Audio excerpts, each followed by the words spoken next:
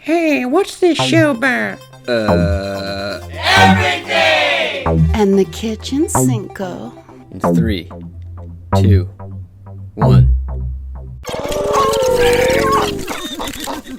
This is Cassandra, take 1.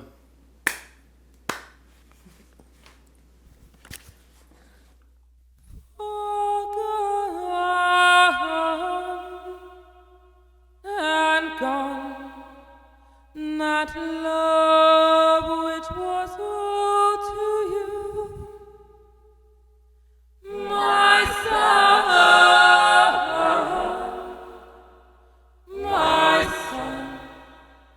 I'm sorry that your world is new,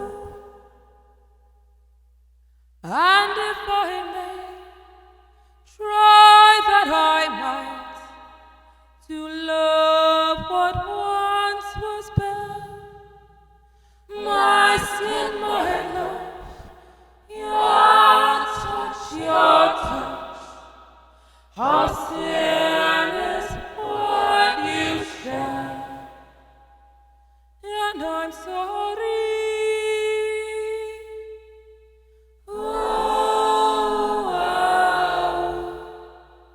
I'm sorry.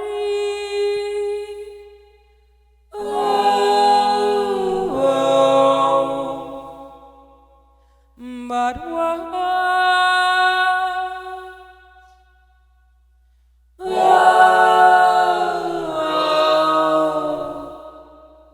does an apology do?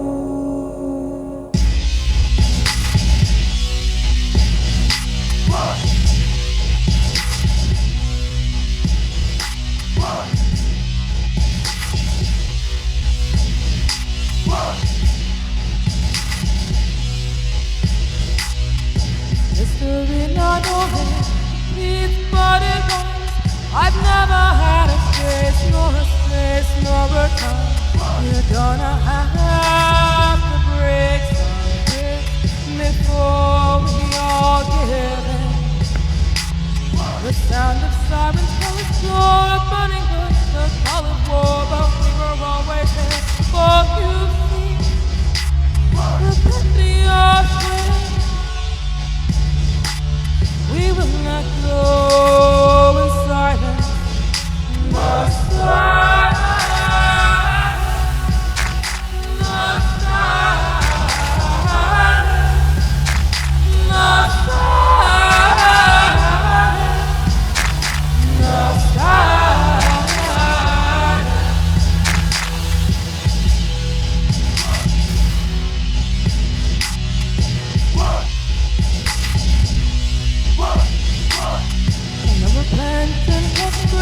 to abandon this burning place or cross the bed to break upon these plains.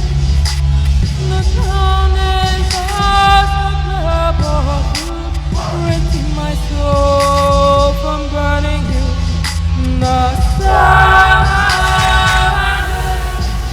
no silence,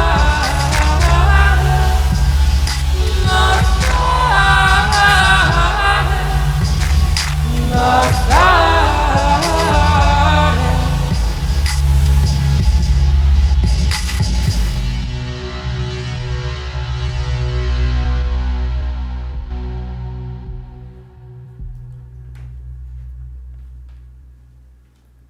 I can do the Year of Midnight Honey. Yeah, And then, just because the name is so awesome. yeah. I think this one's on the volume thing, but I would say play like any of your favorite songs. okay. Whatever your favorite songs are. I do have favorite songs.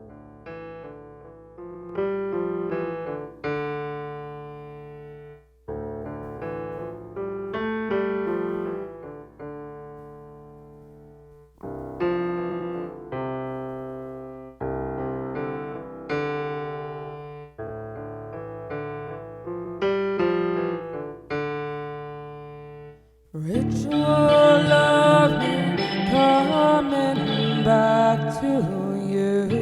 This time my heart is true. A broken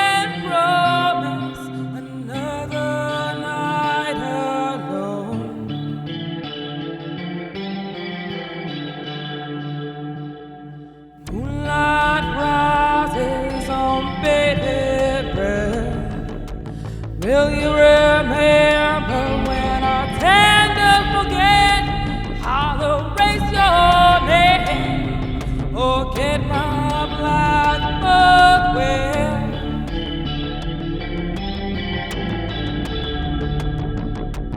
Give me your breath so I know that it's wrong. Write me a song if I want to move on. And I dream of nightmares in the year of midnight calling.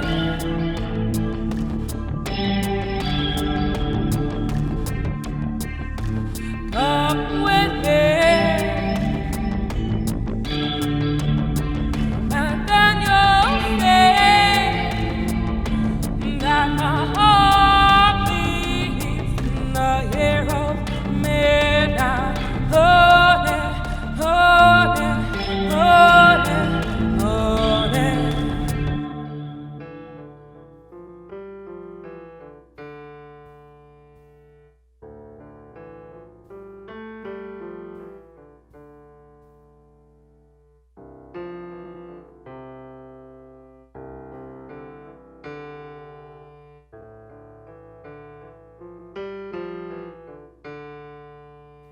You paint my shroud in blue and gold. I will not get you when I grow old, and I'm a ghost, and you're my shade.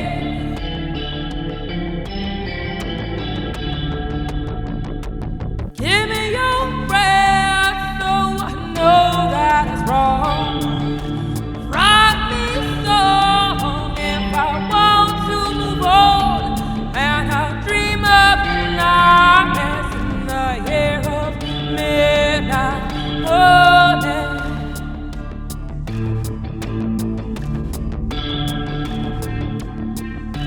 Come with me. And then you'll say that my heart beats in the year of midnight. Honey, honey, honey, honey. Oh, oh, oh. Oh, oh, oh.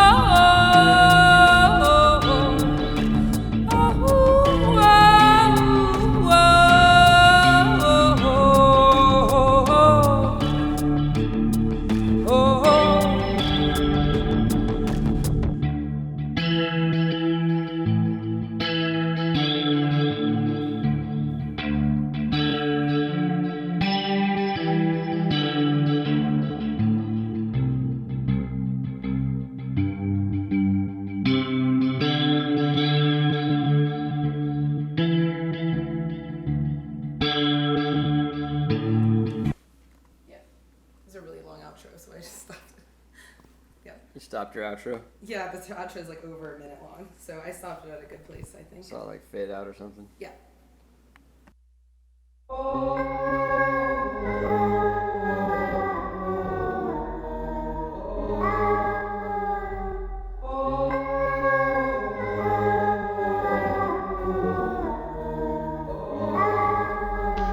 I love you, I miss you, I want you, I need you back. Your touch and your love and your kissing is making me mine. Ghost of your body never meant a thing. I know the pain and pleasure that you bring.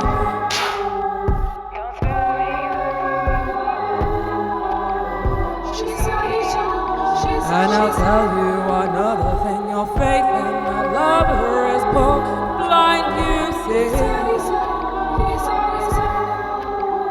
Cross the room and hold my hand, my heart melts into you.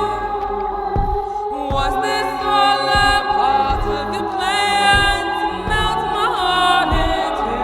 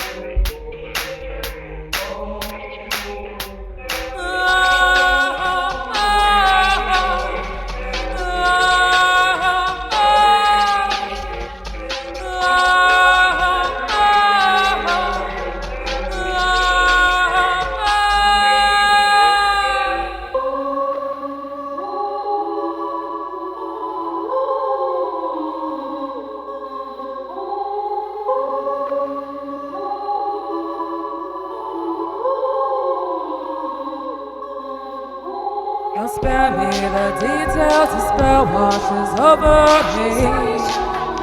And I'll tell you another thing, your faith in a lover is both blind, you see.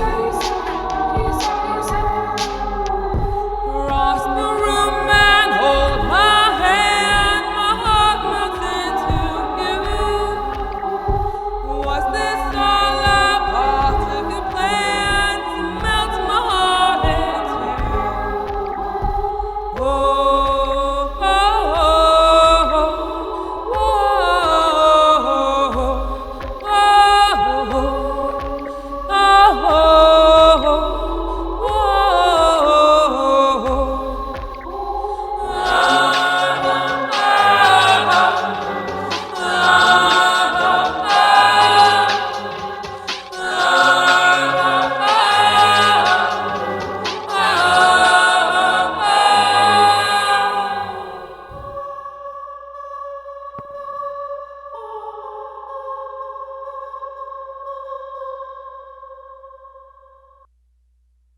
Summarize the fight that stands inside you on your own. The seasons have first sown.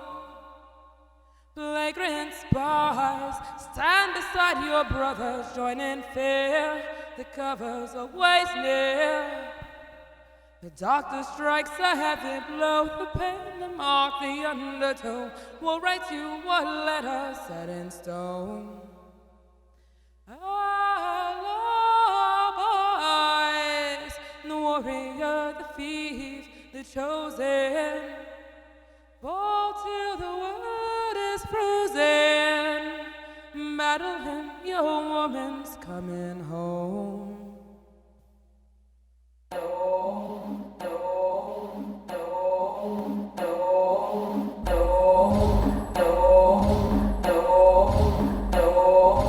She walks along the sand with the man right behind her. A cigarette lighter where her heart used to be. He takes her by the hand. He doesn't even like her, but he's not a fighter, and everyone sees the fire of your hair burns my skin like the kiss of moonlight. Nothing is alright, but we carry on. The swing of your lips, how did it turn out like this? I love you. Oh, what do I do? Oh, we carry on.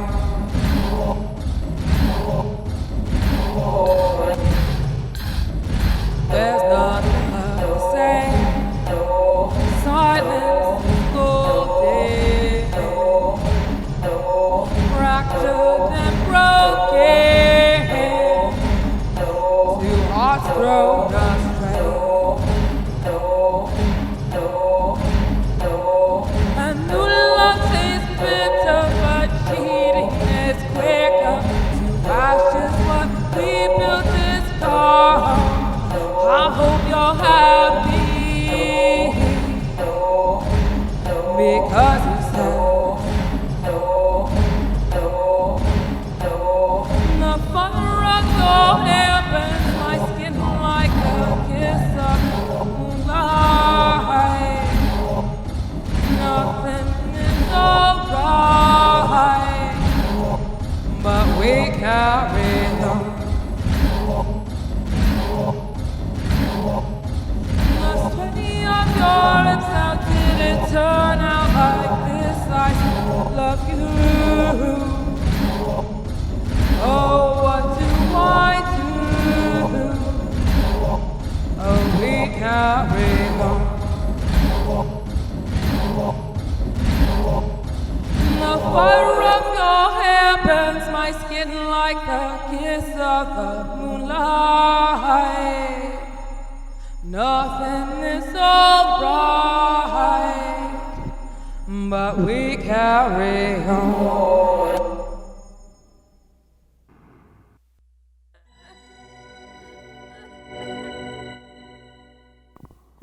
The bump in your belly has grown full and well as the boy stands alert at the hospital bell, which has rang near and far for the family to hear.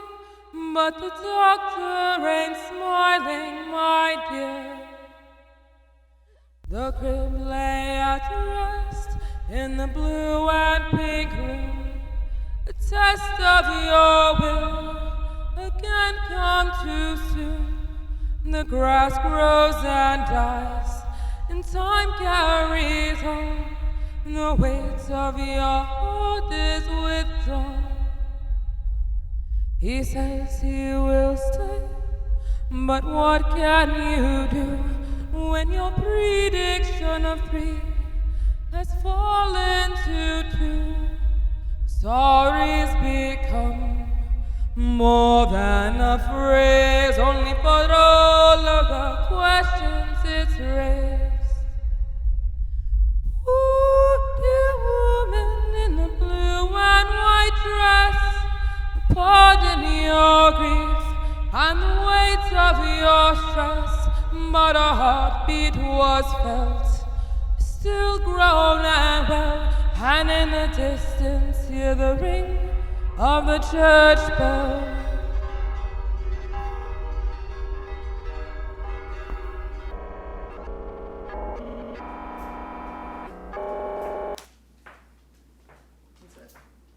Beautiful. Thank you so much.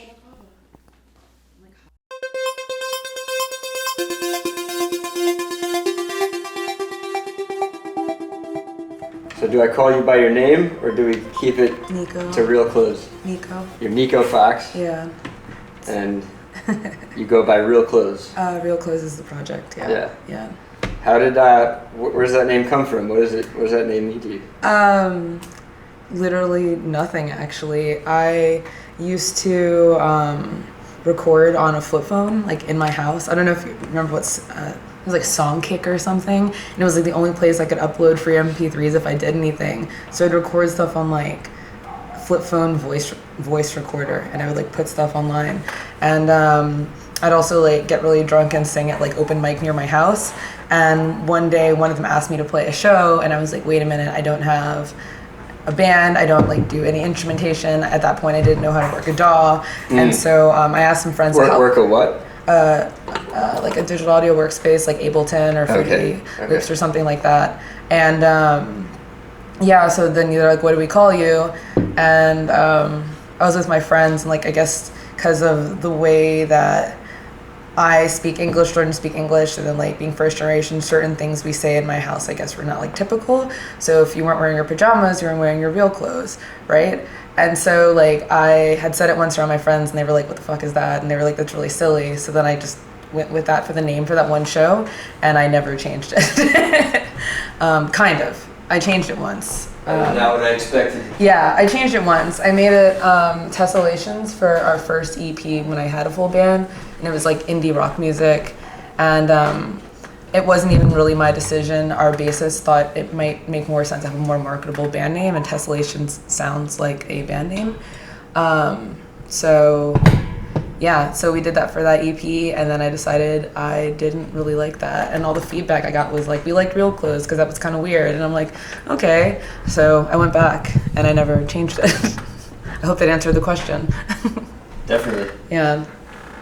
I mean, there's no wrong answer to any of these questions. I Yeah. think, especially when it's so organic like that. Yeah, and I with this stage name, I picked that just because I used to listen to older CDs, vinyl, and then I heard Velvet Underground. I heard Nico, and she has a much lower vocal register, and I don't know, I thought that was really interesting and really cool. So then I kept Nico as a name, and then Fox because I just thought I needed a last name. Did I not ask what your real name is then? No. So, then I won't. I mean, Nico Fox is awesome. Yeah, just because LinkedIn is real. I don't know. I'm definitely a huge Nico fan. She's amazing. Mm-hmm. And I found that her stuff that she didn't do with the Velvet Underground, all of her like solo projects are so like out there and strange and very experimental, or like ranging on ambient and like newer for that time electronic music. Like I just thought that was kind of perfect. Yeah. Yeah. So you're pretty much a solo act, Yeah. right? At this time, yeah. At this time. Yeah. I don't have really any plans on really having other people work with me. Having a full band was cool, but it makes it hard to like coordinate playing shows live, or like even as far as like practice, it was always like, where can we let our drum kit be, and then is the drummer gonna not be our drummer anymore because we went through like 3 drummers, and yeah, so I just decided maybe best to do that.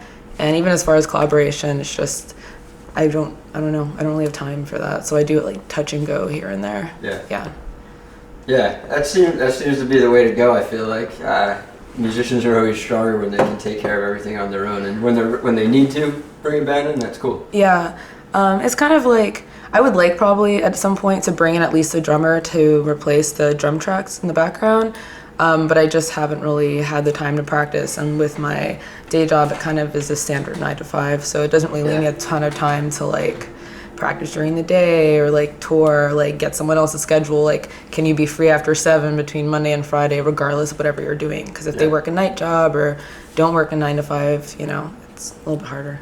You should meet Alan, my roommate, before you leave today when he comes back. Because he plays drums. He's a drummer. Yeah, that'd be great. Sorry about the bugs. It's okay. That like startled me. There's plants in this apartment. We get bugs in here in the summer. Yeah. Do you mind me asking what your day job is? You don't have to talk about it if you don't want Just to. accounting. Yeah? Yeah. Well, that's a good thing to be good at. Kind of. I fell into it. I've had like a ton of different jobs. I've worked in holistic medicine, home security, banking, and I was in fintech for a while, and I kind of financial tech, and then eventually just kind of found my way into helping with accounting, and now they're kind of training me on that.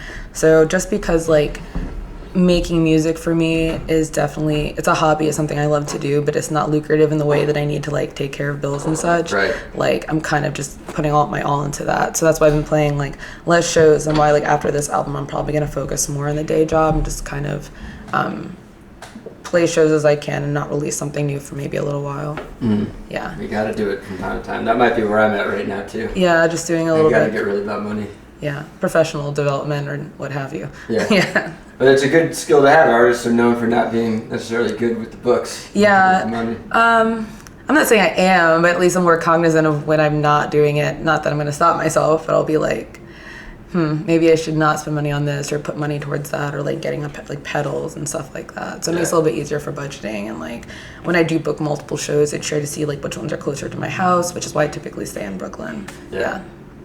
So when I first saw you play, what are your tools? What do you have? You have a loop pedal? No, I have a vocal pedal. I have the Boss Harmonizer, so it has like reverb, delay, echo, and then it has, I think it's supposed to sound like choral harmonizing, but it sounds more like if you were singing with robots, which I prefer. And then just kind of like my laptop with Ableton running. I do everything with all the songs, all the production, so I kind of bounce it all into a track. So when I play live, I just press play on the track. You were building a song live with a loop pedal. No, I do not. I probably could eventually, but I find that, not that I'm a perfectionist, but I want to make sure at least the music is fine. Yeah. So and you can focus on singing. Right. So like the whole idea is like I'll like tool and retool. Like even the stuff from my album Modulation is like totally different when I play it live, because I kept retooling it and changing it. It's kind of an upside to being able to bounce down tracks beforehand. Yeah. Yeah. So yeah, that's it. It's a pedal, my laptop, and me. Awesome. Yeah. Yeah, that's good. That's good when you have like a nice. Well, you bring it in a suitcase, so I guess you do have a lot of stuff, but it's manageable. The suitcase is just like, since I am one person, if I need to carry like if I have to use my mixer at like a venue, or like usually when I wear like a costume, I'll have like a wig on, and like I have like candles and like fabrics and all sorts of nonsense, and carrying all that with gear is annoying. But I realized I put in a suitcase, I could like split it up. But it's weird when I don't use a mixer, because it's like I kind of just brought a suitcase full of like stage props. So I feel kind of silly, but yeah. That's awesome though. Yeah. Are you consciously trying to create an image or a character in a way? Kind of. It's just like I get to be somebody else when I do music because like my day job is so like starkly different than my nightlife, I guess. So then it's like you get to be Nico at night, and I have like the fairy kind of situation, and also it's good for like Halloween because I have a ton of costume shit. Oh yeah. Yeah, so I usually just stick with like forest, nymph, or witch or something like that, just because I can go in like my box of wigs and fabrics and I'm all set. You like Halloween a lot? My favorite holiday. I dress. Same. I don't think there's been a year where I don't dress up, and usually I pick like 3 costumes. Nice. Yeah.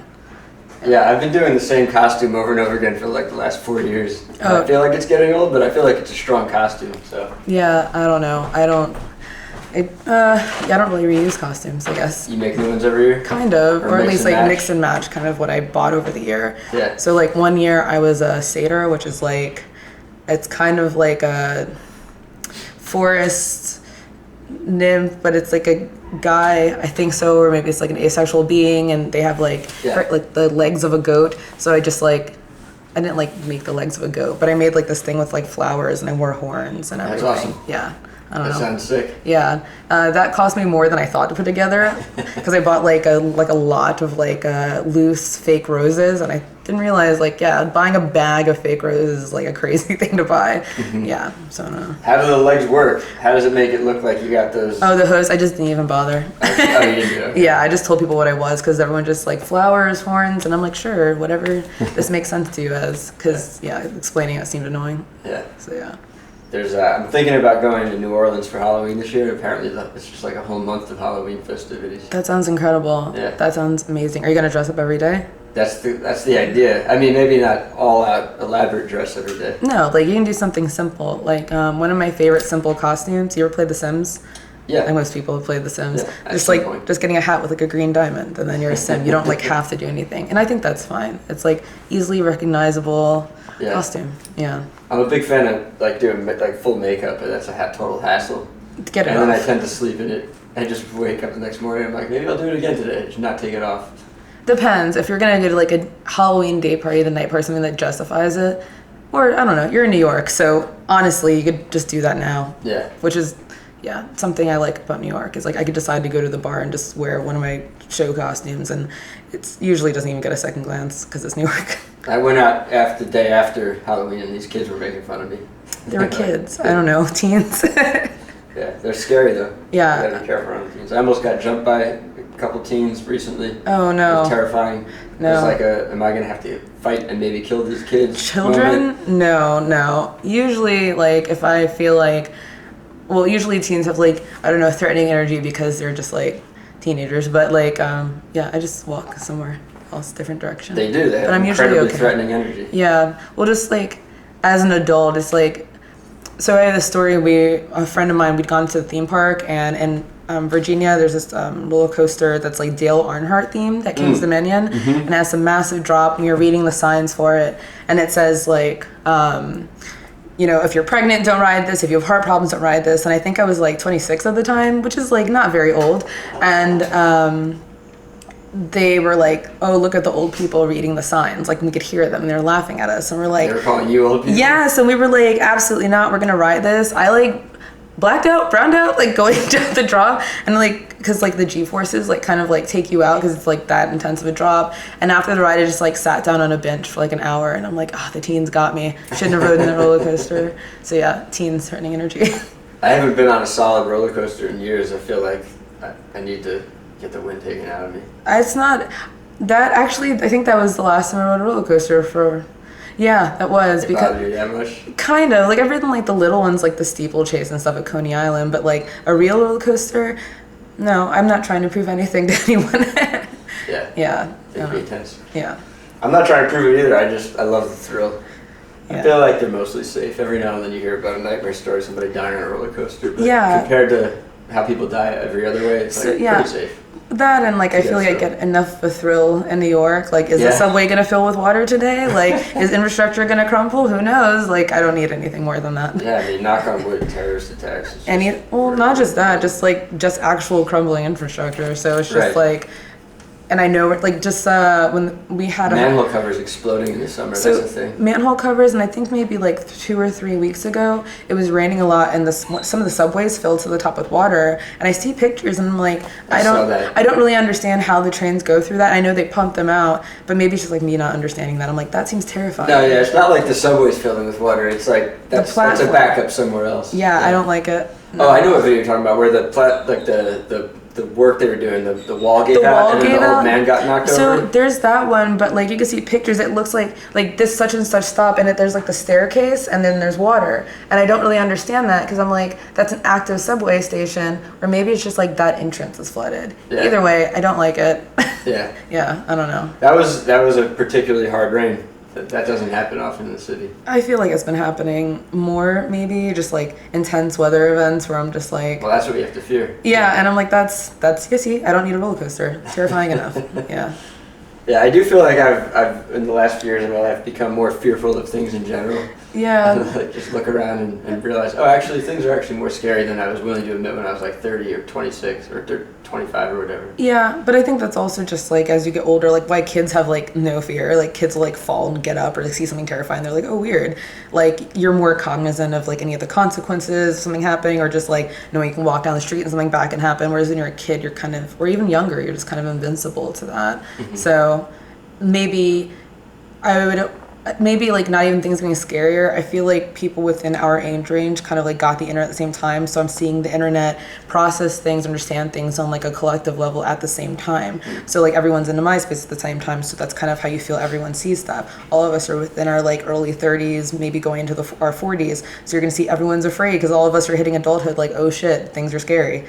I think that makes sense. That's kind of how I feel that is like everyone's growing up together with like this age of the internet where we're connected in a specific way and there are age cutoffs on each end.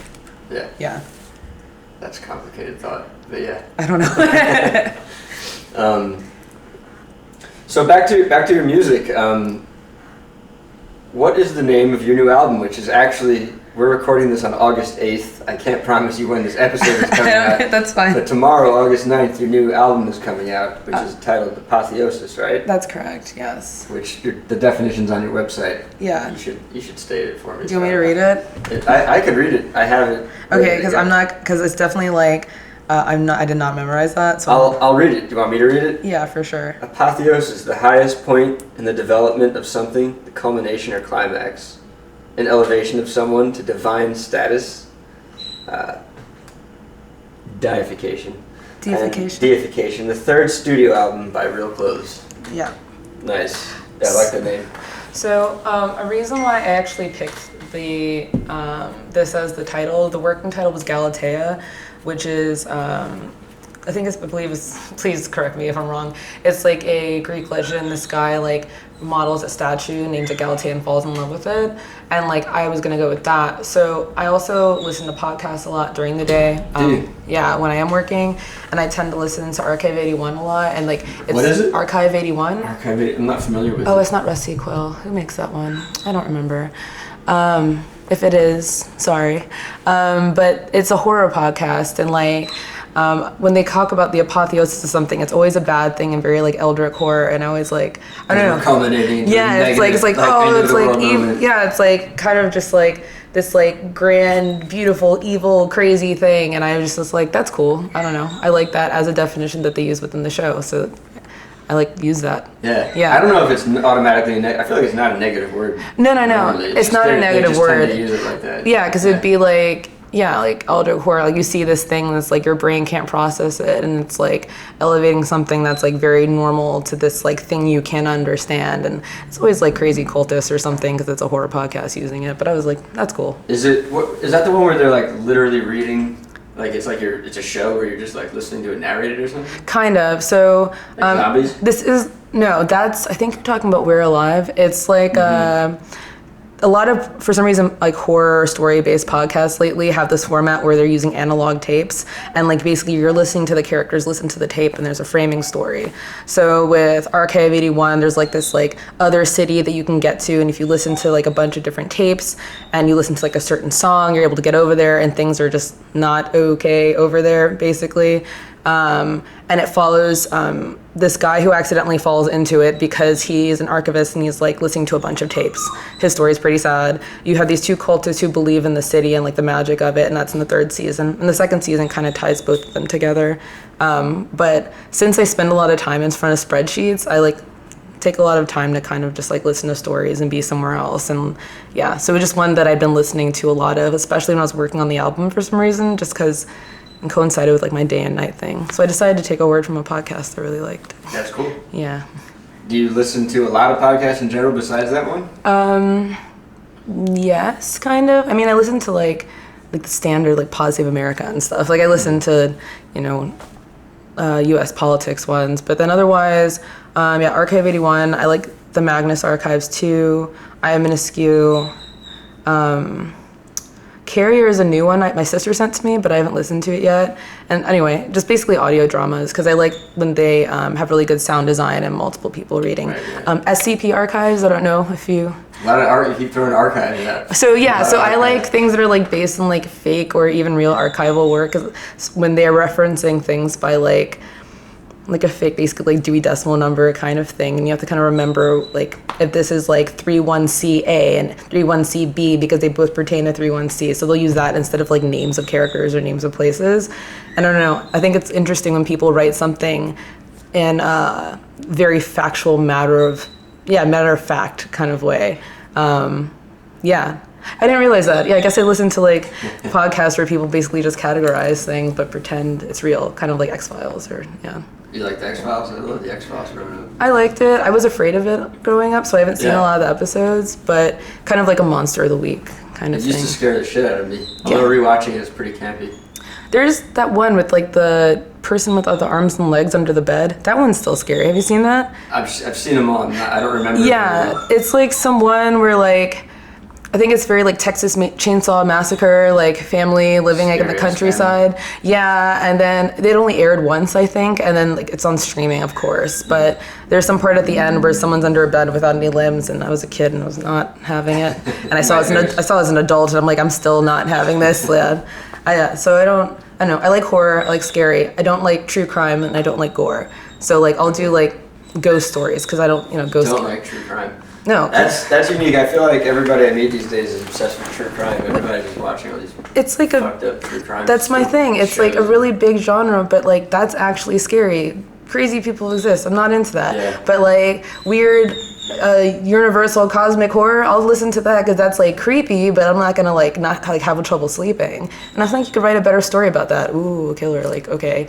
like otherworldly being that can get super weird. Let's see where that goes. Yeah. So you're more into like the spiritual and the divine and the cosmic. Yeah, that's like a lot. Well, not like in a weird hippie way, but like, but it definitely informs your image. I feel like. Yeah. So like I think that's a lot more interesting because I think like you don't necessarily have to for the podcast I like. I don't think you have to base everything so hard in reality.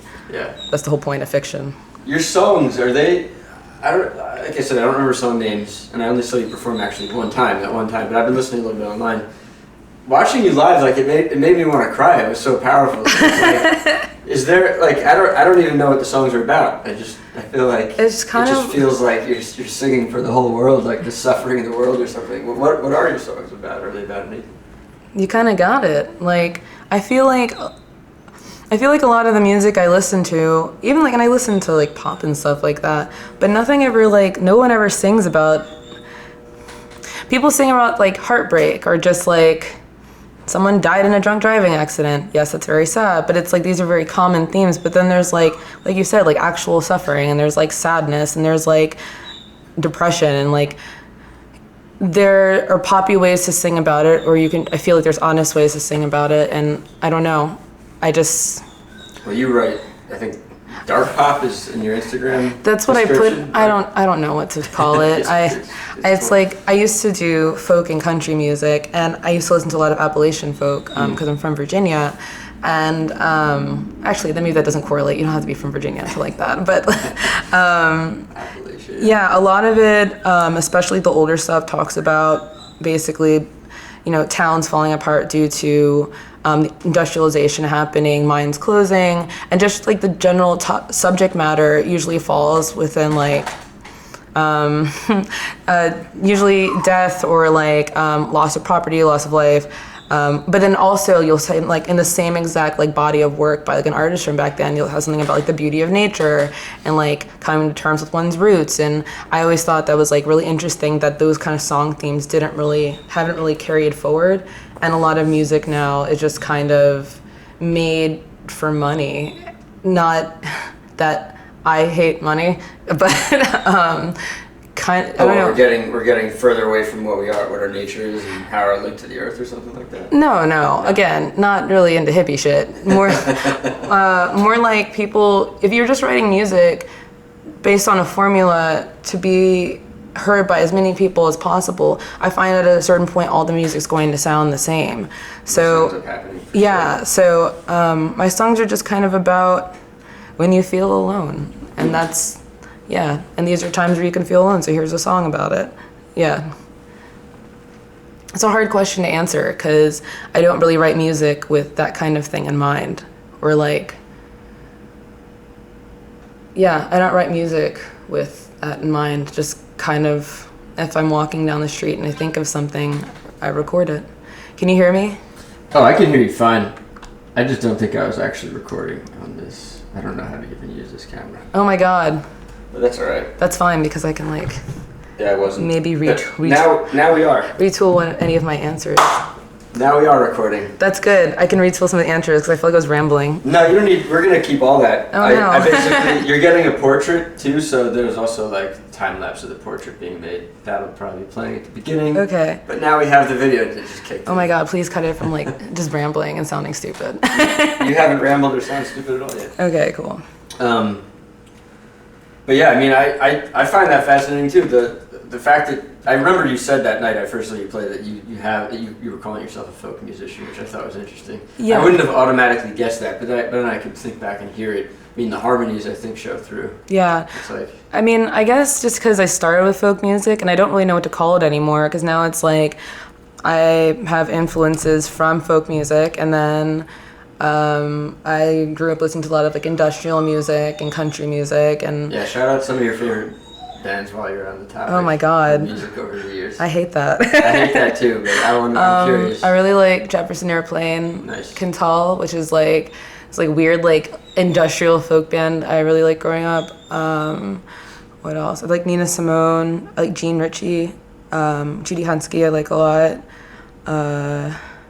I don't know. It depends on my mood. Chemical Brothers, like, you know, and because those Chemical are all, Brothers, yeah, because those are all like different genres, like it's hard to just pinpoint and be like what made me what influenced like what kind of sound I was going for. It was kind of like, well, I don't hear what I make, so I don't know what to call it. Yeah. It's kind of fun. It's like hard and frustrating naming things, but if you actually like, if it clicks and you come up with a new genre name, that'd be cool. Somebody came up to me. I was at a friend's house. He's like, "You should call it soul gaze," and I'm like, Soul gaze? and I'm like, that's cool. But then I feel like if I were looking at Dark that, soul. I think of like shoegaze, and then like, I don't know, I don't know, and then I feel like that's extremely presumptuous to come up with the genre. Yeah, I don't know about gaze. Maybe. It's on the right path. I don't know. So like I definitely like change the genre thing like on Bandcamp like probably like every 2 months or something, because I'm like, I don't know what to call this. So I'll put like trip hop, dark pop, industrial, folk, depending on the song, because like yeah, a lot of them have folk influences. The songs I've been doing between the album, like I'll just cover like really old folk standards and just throw them on SoundCloud, so I have folk songs. And my first album was a split of folk covers and originals, and then like original electronic music. So half of my very first thing I ever put out was just folk music. I think that's the age we're in. It's just like everyone's in that. Some people focus on like maybe they do folk or blues, but for the most part, everyone's like crazy amalgamation of like everybody's got a list of genres. It's like Yeah. I'm this and that, and also these 5 other things as well. It's impossible to just be, I feel like to just be one genre unless it's deliberate, like Because everything's building, and together. you don't want to like you want to be everything that you've been Yeah. synthesizing over the years. Because it'd be like if you were making a song and then it's like you could be like, I want the song to go in a very standard direction. And it's like, what if it did this? And like you said, we're like in an age where like there is space to be like, what if I just did this? Because with the way everyone's so connected, if I put it somewhere, someone in this entire world is gonna probably like be like, oh, that's cool, or like it, or whatever, right? So I guess I'm making music for like that like one person who's like, oh, that's cool, I've never heard this before, I really like it. So I hope you find more than one person. oh no, I have. I have, which is like always super strange. Like when I was living in San Francisco, I was in grad school for a little bit, and I ended up getting asked to play a show out there, and I was like, that's so weird because they'd sent like one of the Facebook groups with like DIY music and stuff. They'd sent over a list of artists in a spreadsheet, and I was in it, and I was like, oh, that means like someone has heard me to put this in a spreadsheet, also knew where I lived at the time. So that was kind of interesting. Yeah. So some people, the first single I ever made, which is what prompted me to collect my SoundCloud recordings into albums. I got an email from this Japanese blog called, I don't think it exists anymore because it was like a Tumblr blog called Hi Hi Whoopee. And they asked me to make a track for a compilation and the theme was internet. And I was like, that's so cool. Also, I'm still like recording in my house, like with like a keyboard and like my phone. Like I did not have a microphone at all at that point. So I like made this track, and it's probably still the track that gets like the most hit. It's called Bienvenue, You're Welcome. And it's basically spoken word over me just doing production. Yeah, that was super weird because all of a sudden I was getting hits from like other countries, and I was like, this means that like somebody in another country is like listening to this, and that like blew my mind. And I was like really excited. I like ran to my living room, like to my sister. I'm like, someone like in India listened to this, and she's like, okay. Do I have your permission to sample a bit of that tune in the background over you talking about it right here? Yeah, that's fine. Just give a little taste of it. Someone made like a YouTube, just like a weird video of like some anime still with it, and I'm like, that's cool. So. Oh, that's the thing to do. Yeah, my roommate Alan, he made an anime music video. I love watching songs I love cut to anime. I did that. You did it yourself? For one song. Oh my god, this is why I hate interviews. Where is it? It's not on YouTube because it is on YouTube. It's called Weight of the Wind. Oh, okay. And it's I see. Yeah, it's cut with like. You actually have a ton of videos up. I took three different movies and I clipped them together to make a music video. And then I actually got kicked off of Instagram briefly over it for nudity, so I had to edit the video before I could put it clip on Instagram. Animated nudity? Yeah, somebody flagged it, which is like crazy because I'm like, you can't see anything. Also, it's like a cartoon boob. Like, get over it. Yeah. Yeah. People are so sensitive out there. I just didn't really get it because I was also like, I'm not like famous, so I'm like, who took the time to do this? Like, it was so annoying. But anyway, it's still online. Presumably somebody in your following, somebody maybe you know. I was like, yeah, it has to be. And I'm just like, whatever. So I just reclipped it and put it back online. Yeah. That's good. I'm not seeing it. I'm curious to see it. But we can talk about I wonder if later. I took it off. I might have taken it off because for the album I was like it's not going to be on the right YouTube channel. It's on a different one. Oh, okay. I used to have a different YouTube channel, and when I was uploading my songs to YouTube, clicked the wrong account and uploaded everything and just kind of went with the second one. Man. But there's some remnants on the old one. It's always frustrating when that happens. Yeah, I could send it to you, though, at some point. Although, like, I don't really clear, like, the video, so maybe don't post that. No, I'm not going to post that. Okay. But yeah, I love it. I think all bands should do more cutting to anime. It's just a great way to get a lot of people who I don't think visuals to a good song. Yeah, who wouldn't have heard it otherwise. Yeah, that too. What about music videos? Have you done any music videos? No. Are you into that stuff, or do you not really like them? I would like to do it. They're just like pretty expensive to get together, and like again, I would have to like take time off work, and I'm making a bunch of excuses. I just haven't done it yet. Yeah. Don't do it if you don't want to, but I think it'd be great to do. It's just I really haven't had the opportunity to do it yet. Yeah. And then working on the album's kind of like taking precedence because I started working on it in like the end of 2016, and it's just taking me like years to get it finished. So yeah. How many are you able to just like shout out your discography, like your albums? Yeah, actually, because I happen to be working my website for tomorrow, so cool. I actually know that. I have Lost Socks EP, which was a country EP I did with some friends of mine back in Virginia, and it's just, I think it's like 2 or 3 original songs and then 2 covers. And that's like one of the ones where I have Judy Henske, like a cover from her on there. I Love Henry. And then I have a split album for like a day and a night portion. The day part's called Show Me Your Mountains. The night section's called Object Oriented. Show Me Your Mountains is mostly like folk covers, which is why it's not on Spotify or anything, because I can't really distribute that. And Object Oriented is all original electronic stuff. And I used FL Studio to mostly make that one, I think almost in its entirety. And those are up online everywhere. Is most of your stuff easily findable on SoundCloud? Where can people hear everything you've done? SoundCloud is gonna be where this is, because Bandcamp is for the more finished stuff. Okay. Then I had I have a single called Hideaway. I'm not crazy about it, but I released that with a B-side, which is just like me messing around, like making instrumental tracks.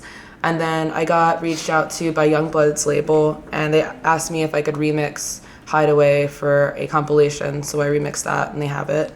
Then I did 2 singles. I did Ginger and I did Battle Hymn, which actually became the song Ida Nellis on my album Modulation. And they're kind of like my foray into like making 2 pop songs. It's weird when I listen to it because a friend of mine had produced it before, so it's not even something that like I would usually make, but they're pretty popular with people. Then I did Modulation, which I produced and recorded and everything myself. And that was pretty cool that I made that. I was really proud of myself when I finished that one. Would you say that was like a big turning point where you were like... Yeah, because I actually... Is that closer to the sound that you have now too? Mm-hmm. Yeah. So that was like the first, like, I'm going to make an album from beginning to end, and kind of the sound I was going for and lyrically what I was trying to do. The downside is it's like wildly compressed.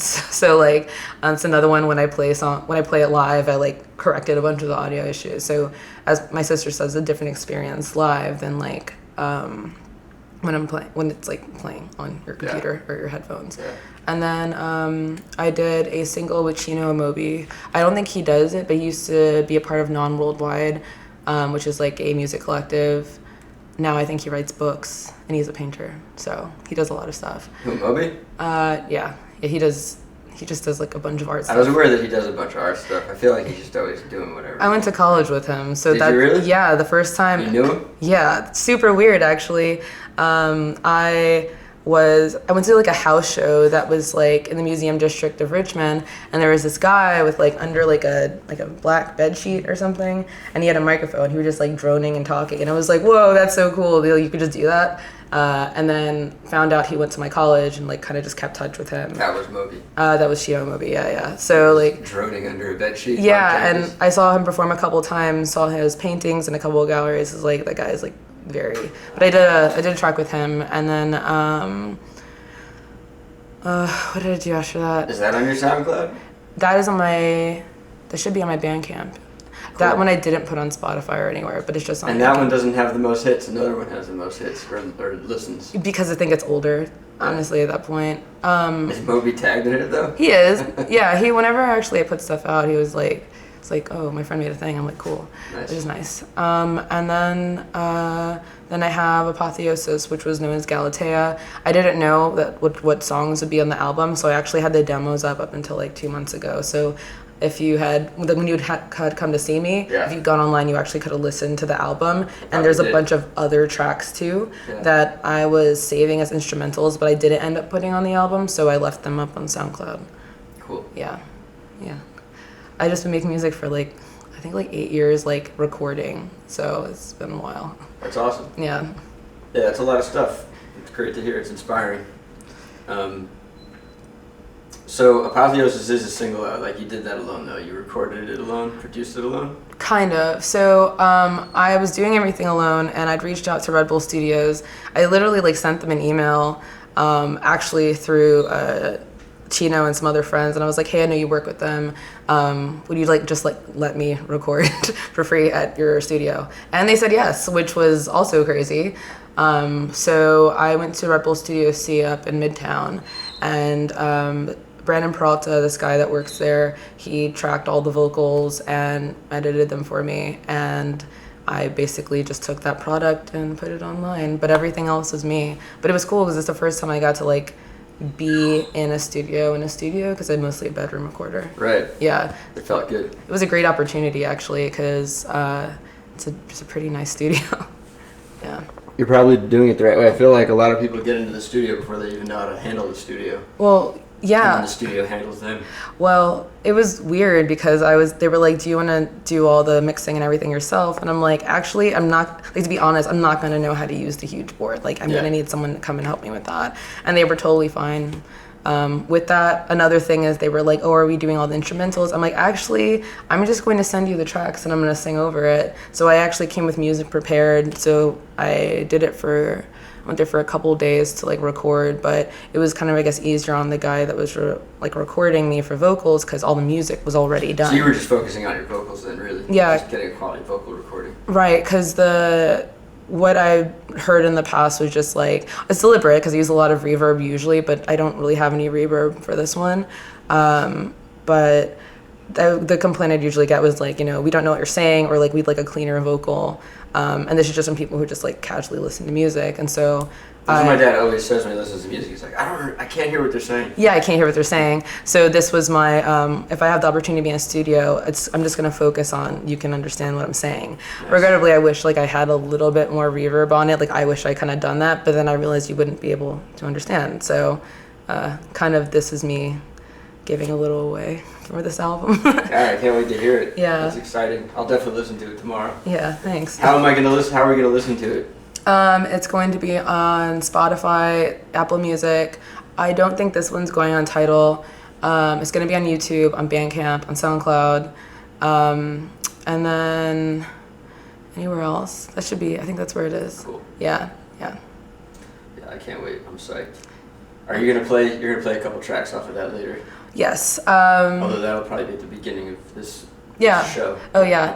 You'll have already heard it. What you heard before was yeah. So I'll play a couple from the new album and probably play like one or two from the one from before. Yeah. Yeah. Yeah. Yeah, I have a request of a song I don't know the name of, but that will again be at the beginning. I bet I know what song it is. Yeah? I bet I know what song it is because it's a song that everyone asked me to play. Yeah? Year of Midnight Honey. If it's not that, I'm going to be surprised. I'm using my phone to record right now, so I can't check. I could tell you on Instagram. Or maybe I can tell you on Instagram. But I want to keep the conversation going. No, it's fine. That's definitely the one. Here, I think I found it. Can you hear this? Hold on. Oh my God, no, it's not. That's Cassandra. Yeah, I can do that. Yeah. Can you do that one? Yeah. Oh, cool. That's easier because. I want to hear the other one too. Then. Oh yeah, I'll do it. Midnight and Honey. Is that Midnight Honey. Great names. Yeah, thanks. You're good at finding something that's like evocative. And powerful. I write poems mostly. Mm-hmm. So my whole songwriting process is actually like I write poems on my phone. I write it down in notebooks, and then I just kind of like adapt them melodically for playing them live, which is why like a lot of my songs don't have rhyming or like seem like they read like poetry if you just read it out loud, because I don't really songwrite as much as I like write poems. I like doing production, and then I figure out how to sing my poems over it. Yeah, there we go. That's the genre. Nice. What did you call that genre? Poetry. Poetry? Yeah. Spoken poetry word. Pop? Yeah, poetry pop, spoken word at you, something like that. Yeah. Yeah. Synth. So how do you construct your tracks like all in the computer? Mm-hmm. Yeah. So you're using Ableton? Mm-hmm. So I start with depends. And you could actually tell by song where I started. Most of the time though I start with a melody and I'll like record it into my phone just for like, I don't know, posterity. I've always done that. And just like humming or coming up with lyrics or something, and I'll like literally listen to it over and over until I could think of either like words that I think go with it better, or what I think the drum should be in the background, or a synth line or something. And then I get home and I'll like sing like a scratch melody, and then I'll set up drums, and then I'll set up everything else depending on where it goes. And honestly, every time I start with a melody, the song becomes something totally different by the end. Yeah? Yeah, so... Like the melody changes, like totally? Like the melody changes, or the instrumentation changes, but it's still like a starting point. So I know that there's like hints of the original idea in it, but if you were to hear both of them and you didn't know that, you wouldn't know that they came from each other at all. That's amazing. Yeah. Have you ever played around with that in a way where you have like two versions? Like, yeah. So the song Ida Nellis, which is actually silly. So like I used to work at a call center kind of situation, and then there was people who had like super weird names to me, or just like interesting, or just like names I'd never heard of, and like make a note of it. I'd be like, that's a cool name.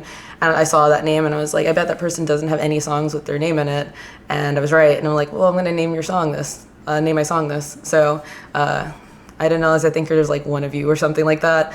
I don't know you, but I used your name for a song, so now you have a song with your name because I thought it was cool. For that one, it started with me looping my own vocals to make like a kind of like bass line, and then it's more of actually a super droney song, and it's really like muffled, and I really like that version of it. And then I took the song and I cut it in half, and then I made Battle Hymn and I made Ginger, which are the two pop songs. Then I put it back together and then added an intro, and that's Ida Nellis part 1 and 2 in modulation. So if you go on SoundCloud, you could hear like 5 versions of the song, and you could, it like evolves and changes, and like it's just different ideas I had. And when I first started doing this kind of thing, I thought maybe it was like disingenuous or like not cool to like you're using the same song over and over. But then when I listen to them, like these are different songs to me, and then for when I made them, they're from different times in my life, and I can like listen to one and know where I was, and listen to another and know where I was, and I think it comes through that way too. It's funny, it could seem lazy from one point of view, or not even lazy, like you're just, I don't know. It's like if you're doing your homework and you're reusing like another thing or something like that, or like an art project. I went to art school. If you're like reusing the same art piece in different classes, I would say. But this is real life, and fuck that. And like I love Nine Inch Nails, and Trent Reznor would put out like the same song oh my god, 20 like different ways. 4 versions of the same song. Yeah, I'm all about that. What is it, like The Fragile? I think there's like 5 versions of that fucking song. I wouldn't be surprised if there's more. Yeah, so, but I think about less than like reusing our project. I'm more like if I took the project and I cut it up, and then every time I like tessellated the different pieces to make a new work. Tessellated. Yeah. Yeah. Ooh. You got good words. This is Alan, by the way. Hi, Alan. Hey, how's it going? Good, how are you? I gotta bounce. Okay, bye.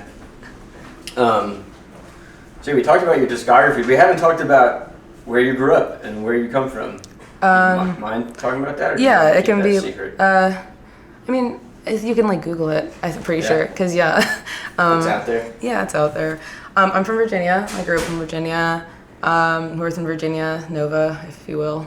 Yeah. So, yeah, I don't know what to say about it. It's kind of like super suburban, very countryside. Like when I moved there was still like 1-lane roads. By the time I left, it was all strip malls and housing developments. I don't really go back very often, but.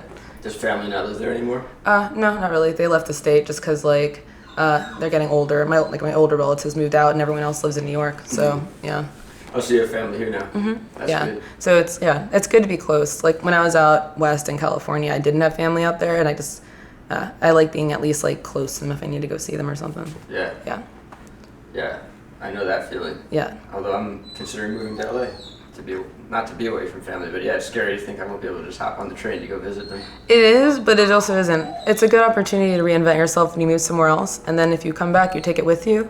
I think that moving away for a year and coming back definitely like gives you new perspectives on yourself and maybe the people you knew, the places you went, stuff like that. So you kind of come back a little bit different a person with new perspectives, and then you get some time to develop yourself without the watching eyes of, say, people that you've always known. Yeah. Right. Yeah. Yeah. I mean, they're not watching me right now. You know what I mean. Yeah, no, I mean, technically I don't. I should go live in LA just to get away. I would say everyone should move away from home for a little bit. Yeah. And if you come back, it's not the worst. Yeah. Yeah. Yeah, I love New York. I'll probably always end up coming back here and probably spend most of my life in New York, I think. But yeah, so what were you like as a kid? Do you remember? Can you even describe yourself as a kid, or is it gone from your memory? Mostly. I was really into anime and sci-fi, shocker. Still really into sci-fi. Less of anime because I can't keep up with it. But super into the internet. Yeah. I think like when we first got AOL when I was 8, and I had a laptop pretty much I think when I was like 12 or 13 or something like that. So I've always been like super into being online because I don't know. If it weren't for the internet, I wouldn't be able to make music. Like, Right. I wouldn't be able to taught myself, like, through tutorials or, like, even known that I could make music or had the capacity to make music. And, Right. yeah, so, yeah, I just read a lot. I remember reading a lot. Like, going to the library and getting, like, stacks of books and bringing them back, not bringing them back. Yeah. And I was in choir for a while. I played flute for about a year. That was your instrument. That was your way into music? I Or was it choir primarily? I was choir primarily. I stopped and I played flute for a year, went back into choir, and then I actually took photography for the last 2 years. And when I got to college, I have a fashion degree, which is odd because like I don't care too much about it. But yeah, so I stopped really working on music. My junior year, me and my friends one night, we were drunk and like we're playing like pots and pans and I was singing, and so we actually just like made a little thing, and I really wish I still had the recordings. We covered Stand By Me and made like 3 original songs, and it's from like, oh my god, like 2010, maybe 2009, so that laptop is long gone. I looked online, the tracks are gone, like I can never find it. But that made me kind of want to start working on music again, and that's when I would start recording stuff in my phone just for myself. Yeah. But I don't know. Are you much better now at backing things up and like preserving things? Yes. I back it up twice, and then my roommate got me like a 2 terabyte like drive, and she basically told me, and she's like, you should be updating this like every week, and I'm like, okay. So I'm a lot better at it. Yeah. Nice. What does your roommate do that she knows to say that to you? Oh, I've known her for 11 years, so she's just like, I know your ass didn't back it up. So what does she do that she's like on top of media like that? Just administrative. Like, okay. She doesn't really do the arts as much. She paints, but she paints sometimes. So she's just on top of it. That's interesting. Yeah, but I just like known her for so long that she just kind of like, this is a gift and you're to back this up. And I'm like, and she's like, when's the last time you backed your stuff up? I'm like, to the cloud. And she's like, you can't rely on the cloud. And you can't. So I now have like a analog backup. Yeah, you gotta get it everywhere. Yeah. I mean, it's cool to have it on the cloud because if everything burns down, then... Well, somewhere, but then I have to get to the cloud is the problem. But yeah, so I'm pretty good. I don't know, that's a hard question. What was I like as a kid? Tomboy? Yeah. I read books. Yeah. Cool. Yeah. Were you causing trouble for anybody, or were you a good kid? No, I was too quiet to really cause trouble. Yeah. Quiet bookworm. Yeah. But you got into music at a young age. Yeah, but kind of like through my own volition. First generation, we didn't really, it was more like a doctor, lawyer, engineer, architect, and those were kind of like your career tracks. So going into the arts is kind of something that I've chosen to do. What did your parents do? Don't want to talk about my family like that. Cool. Yeah. Well. Okay. So, but they didn't encourage music. You just got into it on your own. Yeah, they like don't mind it, but they're definitely more focused on the make sure you have a solid day job. And I honestly think that's a good thing that they instilled in me, in a sense that while I'd like to put more time towards music, I always know I am stable otherwise. Right. So it's good. Yeah. Right on. Do you have a dream to take your career, your music and art career to the next level so you don't have to do a job like that, or do you intend to just kind of go along with that for a while? I mean, it'd be cool. Like, ideally, like, sign some sort of contract situation where I get to tour and that be my job, and then I don't really have to worry about other like lodgings or anything like that because I'm going to be like on tour. I would ideally like to do a European and Asian tour and like go elsewhere for a bit. Yeah. But I also understand that this maybe might not be like a full-time thing. So just, I want to be able to like tour, go other places, but always be able to come back. Yeah. Yeah. To New York, you think, or I don't know where else to go other than New York because I've lived in I've lived in San Francisco, DC, New York, and Richmond, Virginia, and so like I don't know where else I'd want to move at this point because I kind of feel like I've tapped out where I'd want to move here. So I don't know yet. I think I have to go more places before I have to know where I want to go. So you haven't really done tours then? Not even like a mini tour or like a not really put together tour? Every so often I'll like play a show down in DC or in Richmond just because like I know people down there, but I haven't really scheduled any kind of tour. A friend of mine at a bar nearby actually had mentioned, he's like, you should set up something small. and just like take a weekend and tour. So I just have to like get around to it. Yeah. Again, that's another reason why I'm like gonna slow down and maybe recording and playing shows. Like I think I should start branching out and less focusing on recording at home and the other aspects of music, which I don't like. You could talk to other bands who do that and then get like the list of venues you should reach out to. Yeah. I don't know if you know Aisha from Dukes in a Package. Yeah, she does. She came on the show. Yeah, she does mini tours, and I did want to go on the one that they were doing this month. I just like couldn't get the time off from work. Yeah. Which is the downside, is I can't really get time off to do that. I was talking to them about joining them on a tour, but it never makes sense for me to do it. So. Right. Well, also because I think we would have gone some ways out, and then I wouldn't need to find a way back, and I wasn't sure how to do that. So yeah. Why, you didn't want to spend the entire time with them? No. It was like a personal trip. They were going like their tours like longer than I can take from like work life.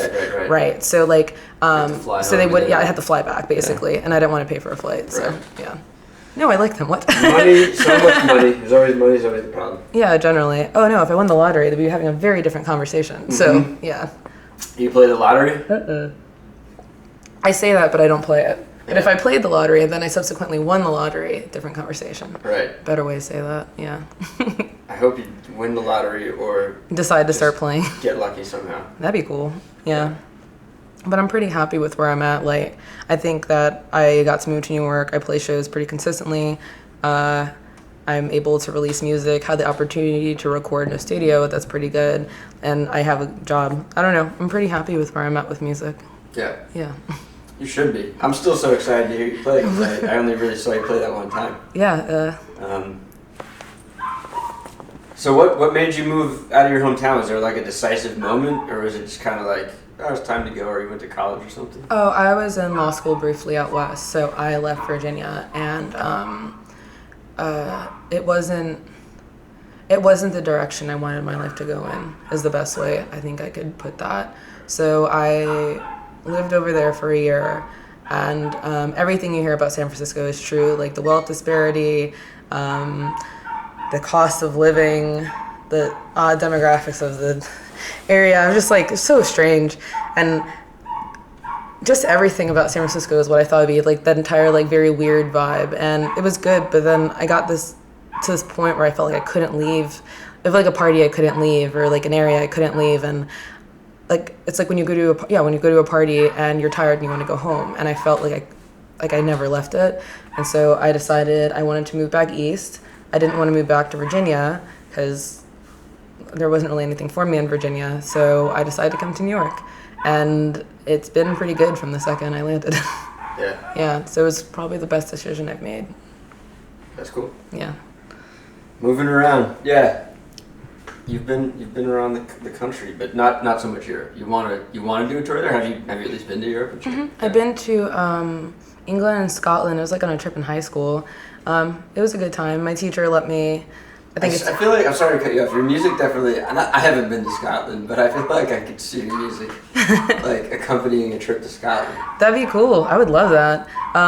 Unfortunately, when I went, I wasn't doing music yet. Really? Yeah, I was 18. I think I was 18, and my teacher gave me free range to just go wander around because I had a cell phone. So yeah, it was beautiful, and I really, really liked it over there. I would like to see more of the rest of the world functionally, since I don't really see it here, and it'd be cool if I could play music there too. Yeah. Yeah. That's what art and music offers you if you really get into the groove. It offers you the ability to travel everywhere. Yeah. People want to connect. Artists want to connect, you know? Yeah. Especially musicians. Always. But again, it's a matter of like time and like me making the time for it. And right now I'm definitely doing more of like professional development and trying to get a little bit more stable.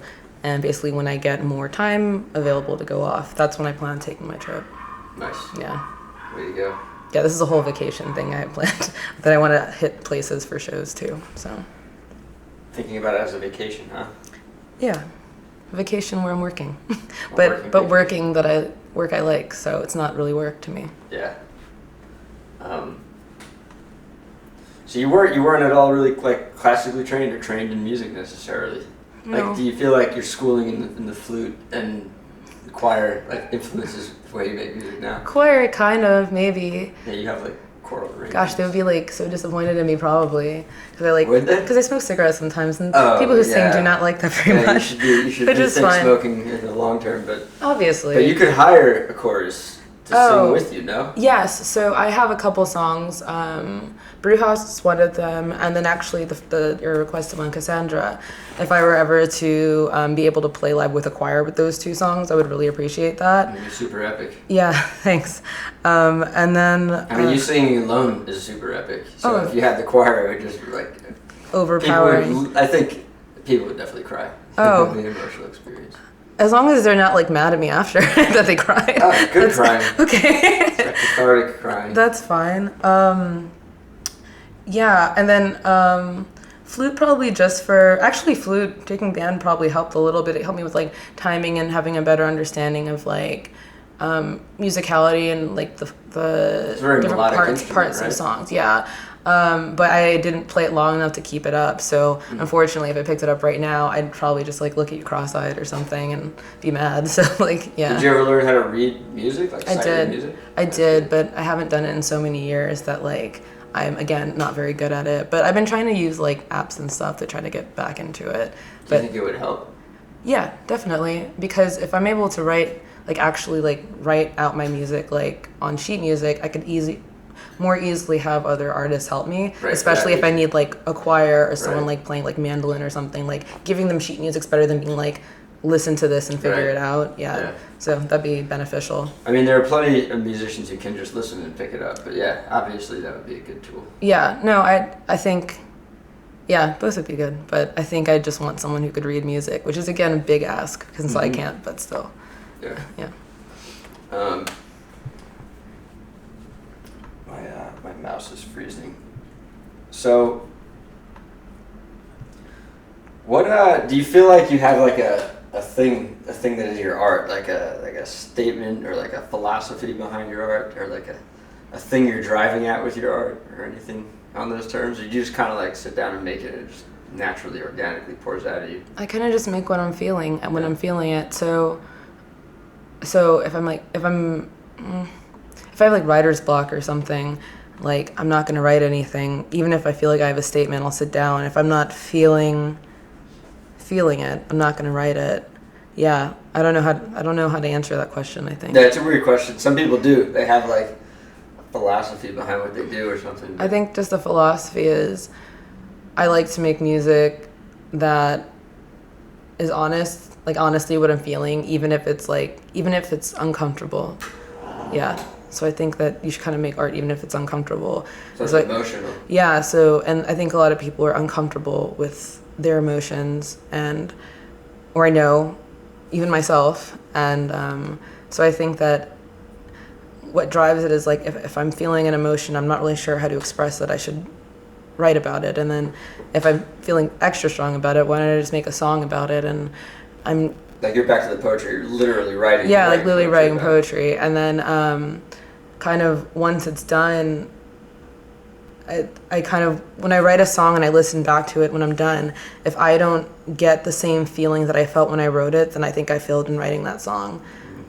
Yeah. So then I usually don't release it. If I listen to it and I feel how I felt when I made it, and I got out what I needed to get out, then that song is a success. And then those are usually the ones I end up playing live. Wow. Yeah. That's interesting. Yeah, it's elusive. Like the feelings are elusive. Yeah. I think it's hard to get feelings out into song. I think, yeah, it's hard to get out in a song, especially with songwriting, because songwriting is so difficult. So I don't even attempt to I don't even try to like say that I do songwriting, because I just write poetry. I don't think about it that way. Yeah. I mean, you do. But I don't. It's awesome. It's awesome the way you do it. I like it. Do you feel like the melody is like a totally separate process that you have, that you then bring the poetry in? Like you're not even thinking about the poetry. You're just making melodies, and then you're like, later on. Yeah, just usually the melodies, and then like I'll listen to it and like, what does this melody make me think of, or how does it make me feel, and then I'll like write some words around it. And, yeah. You're not like jamming it in there either. No, because I know when I do that, and when I do that, usually that means after the third or fourth time I've changed the lyrics. So the album actually has different lyrics than some when I play it live. So cool. Yeah. which it makes it kind of difficult to be like, listen to this song online, but when you hear it live, it's like not the same song. So I encourage people to come see it live because it's not what you're hearing online. Yeah. Do you, so you're telling me now that you're going to stop making music for a while, right? And you're going to focus on other things. I'm going to focus on probably getting tours and stuff together. Yeah. And just working on like some singles. The next project I want to work on is going to take me some time. And I don't want to talk about it yet, but it's kind of more technical, and it's gonna take a lot of time to work on, like by each song, because I can give like a brief overview. Basically, I'm gonna be manipulating images into sound and trying to turn that into music, and that's gonna take me manipulating images into sound. Yeah, and then using. What does that mean? How do you do that? You can take any image, and if you drop it into a sound program, it's gonna sound like noise. But then I'm gonna try to like pick notes out of it, or just like listen to the noise and see if I can find anything that repeats. And then if I take that, I could like try to make songs around it. It's hard to describe, but I know what I'm talking about. Yeah. Yeah. But it's just like that's gonna take me a while, and I don't want to do what I did with my last album, where I released it, and within like a week I was already writing new stuff. I didn't really take the time to like listen to my own album or like even appreciate something I made until like later. And then I kind of want to take more time to actually enjoy this album, play more of the songs live. I think I only played 2 songs live for my last album, or 3. Whereas this one I want to actually like be prepared to play this entire one out and not have to rely on like older tracks. Nice. Yeah. You're not prepared yet? You got to practice that? I have a couple songs I need to practice though. Yeah, because I mostly record at home. So like there's certain songs I have like set for my live performances. But there's other songs where I'm still like getting more comfortable being in front of people singing, because like I try to take a lot of like what I feel into my music. Like I'm not necessarily comfortable playing some of these songs live yet. That's always a thing that I think a lot of musicians talk about. It's like first you make the song, and then you gotta like actually teach yourself how to play like you can just record the entire thing, it can be done. Right. And then that's when you have to go back and figure out how to actually play the song. Yeah, to play it live, to sing it live, and then like you know, sing to the room that you're in, so it's gonna be a little bit different. And do you find that you change the way you perform depending on the room often? Yeah. Well, yeah. Absolutely. If I feel like no one's there and no one's like paying attention, I'm probably just gonna phone it in. But if there's like even like a couple of people there, like I'm basically singing to them, you know. And then if they're just like, it depends on how present I can tell if people are there, like if how present people are being. Yeah. So, in that regard, do you like smaller, intimate shows? Yes. What's your dream show? Thousands of people in an arena or something? Or that'd be too much. Festival? That's too much.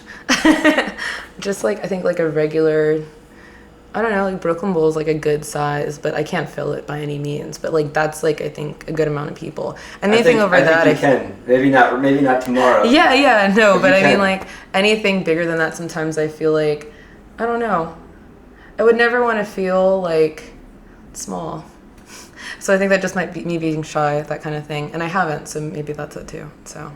That's funny. You feel like if you're at a festival, the size of it would make you feel small. It would like a lot of people I think get up there and they feel like God on stage. No, God, that's crazy. I think that it's like I don't want to be overwhelmed. Yeah. So I prefer to like at least see people's faces. Nice. Yeah. So you can stare awkwardly at them, or see if they're awkwardly looking at you. The whole thing is awkward. Being on stage is so awkward because it's just like I'm like and people are just like looking, and I'm like and I'm like these people are just like staring at me. So it took me a couple of years, like a lot of playing live, to like finally get over the fact that someone's just like staring at you the whole time, and I'm still not over it. I play tons of shows and I still get like super nervous every time. Like my roommate could tell you, like I'm like pacing my apartment. She's like, "You did this last week." But it's like playing live is like very I don't know, you feel naked. It's a lot. Yeah. It's nerve-wracking.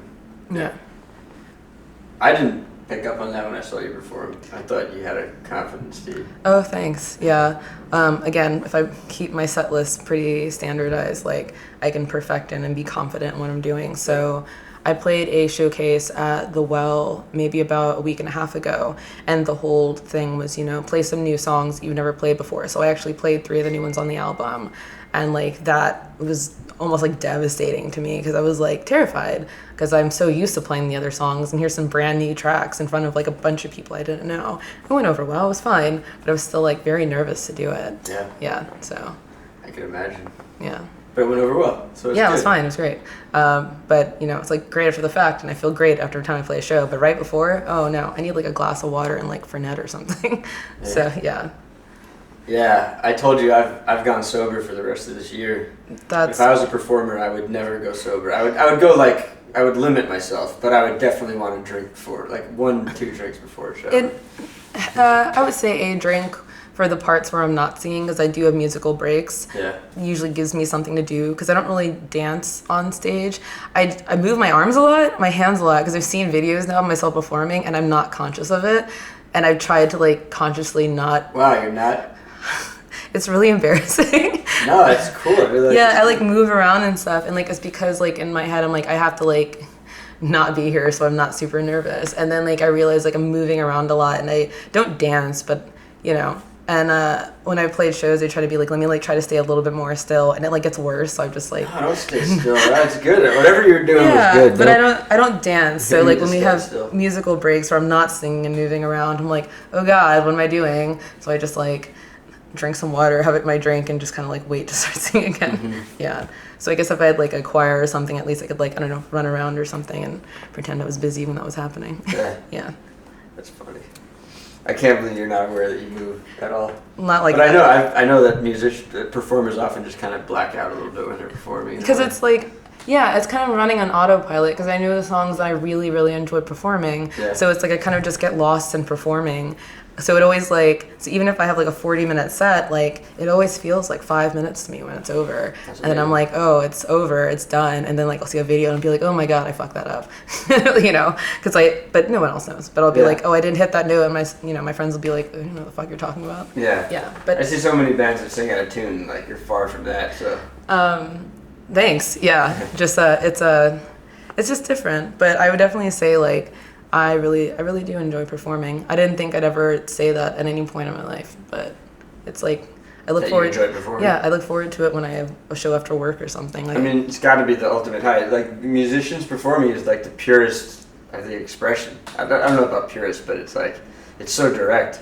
Like so many other forms are so indirect, like visual art or filmmaking is just like a weird long process, and then it's like so many things between you and the audience sitting there watching it. Well, whereas like music, you just get up there to you and the audience. But that's why it's terrifying, because it's like this. It still is a whole long process. I mean, one song might take me over a year to like finally get it down to where I'm comfortable with it, and then I have to go directly in front of somebody and be like, "Yo, don't leave! Like, listen to this shit. It took me like a year to make," and like, and you see their reaction like in front of you as it's happening, and like that is like. It's wild. But when someone responds positively, it's like, oh, cool. Someone liked my stuff. Yeah. Yeah. I really like it. Yeah, the worst is when somebody's just staring at you. I imagine you're like bored looking or like angry looking or something. Like, so, what are some bad expressions you've got? Oh my God. Yeah, there's definitely like been shows where people have been in front of me and like they haven't been enjoying it. But then I take it with a grain of salt, because remember, then it's not for them. And there's music that's not for me. So then I try to like, just kind of look, if someone else is enjoying it more, I guess I'm singing for them. Yeah, because it doesn't really do me any good to just like focus on the person who's not enjoying themselves, and like it's taking me time to like not let that get to me. But it means so much more when someone's enjoying it and they come up after and like, oh, I really like this, and someone's in the corner like, well, I hated that. I'll be like, oh, you probably don't like a lot of things. I don't like a lot of things, but this person really liked it, and they're gonna tell their friends, and that's cool. I remember I was at a show and one of my friends was in the front row, and he was clearly just judging the shit out of the band. I don't know. I don't think he was enjoying it in the moment. Maybe he's grumbled, but in the moment he was just kind of like, what is this? And then I feel like the musician actually responded to that. Like he went like almost right up in his face and just kind of like threw his attitude at him, and it made the performance better in a way. Yeah, there's like two ways. You either just totally ignore him and just play to the people who are enjoying you, right? And it's like you like let that be the fuel, and then like give him more attitude or something. Because the person that's not enjoying in front, it's like, you can go to the bar, you can go smoke a cigarette, you can go anywhere else. Yeah, go frown in the corner. You can be, and I think that it's actually, you don't have to stand in front and like actively like, I hate this, because it's like, you don't really win anything from that, not liking something. Oh, of course, yeah. Yeah, I don't know. That's how I feel. Well, sometimes that was at Pete's Candy Shop, and you get kind of stuck there, you know, like it's a small little like space. caboose, Right, and he right. was like just stuck up in the front. I don't know if leaving was an option for him in that moment. Oh. I know I always feel stuck at shows. I'll often be like, all right, no one's really dancing. I guess I'm just standing Just here. waiting. This is where I am now. Yeah, just I don't know. Try to strike a pose and Just like, don't look like actively like upset that you're present, because it's like that is noticeable and it's like unnecessary. I find. I'm a supporter. I like supporting, even if I don't love the music. I'm like, all right, Yeah. I can like support this energy right now, you know. Yeah. I don't know. Yeah. I mean, at Gamba Forest, it's like a very supportive crew group and energy. I've never played at Gamba Forest, but I played at the storefront that they have. That's what I meant. Yeah. I think that's the same thing now, because they moved there. The place with all the lofts? No. Oh, you're thinking about Brooklyn Wildlife. Probably. Yes, yeah. Oh, I didn't know. That's he calls it the Wildlife Lofts. I did not know Gamba that. Forest is the storefront now, because they lost that garage that they used to have. Okay, yeah, for some reason I thought like Gamba had like 2 locations, and one was like the Brooklyn Wildlife section and one was the storefront. And they were. No, they just, I think she calls it, Melissa calls it Gamba Living, so she has like 2 brands. That's now. what it is, yeah. But I appreciated, I like that storefront, it's super cute. And they had good sound there for Did they? Yeah, the sound was good for me playing, so it's good. Nice. Yeah.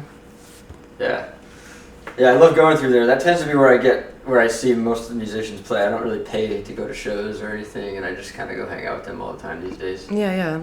Although, do you go to shows? Do you make it do you make an effort to go to shows? I'm actually a homebody. I mostly just stay home and I play video games if I'm not Yeah, you working. play video games too? Yeah, but not like I don't play like, I don't know, MMOs or anything like that. I just play like stuff like Stardew Valley or like Mario games. Just something that it's like lets me decompress after work. So just kind of low impact games on Steam when I get home. Do you feel like I know like maybe you're not doing the studies on this, but do you feel like video games influence all the gun violence that's happening across the country? That is a very heavy question. I know it's heavy. The answer is no, and I'm going to leave it at that.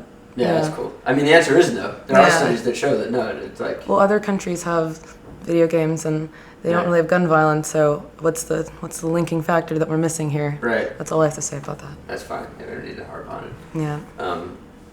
But yeah, I actually don't play video games. I stopped playing video games a long time ago.